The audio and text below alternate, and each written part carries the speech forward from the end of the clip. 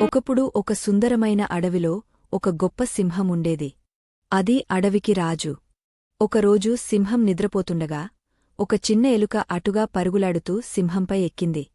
సింహం ఒక్కసారిగా లేచి ఆ ఎలుకను తన పెద్ద పంజాతో పట్టేసింది.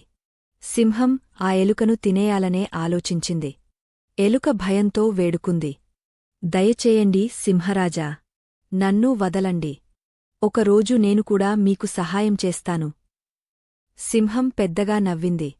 నువ్వు నాకు సహాయం చేస్తావా అని అనుకుని దయచూపించి ఎలుకను వదిలేసింది.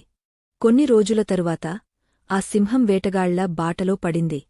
వేటగాళ్లు పెద్ద గాలంతో సింహాన్ని పట్టేసి చెట్టుకు కట్టేశారు. సింహం చాలా ఆర్తిగా గర్జించసాగింది.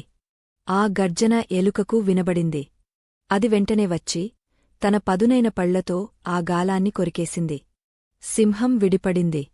సింహం చాలా సంతోషంగా ఎలుకను చూసి చెప్పింది, చిన్నదైనా సహాయం పెద్దదిగా ఉంటుంది. నువ్వు నిజంగా గొప్పవాడివి. మొరల్: ఎవరూ చిన్నవారే అనుకోవద్దు. ప్రతి ఒక్కరికీ తమ సత్తా ఉంటుంది. అవసరంలో ఏ సహాయమైనా విలువైనదే.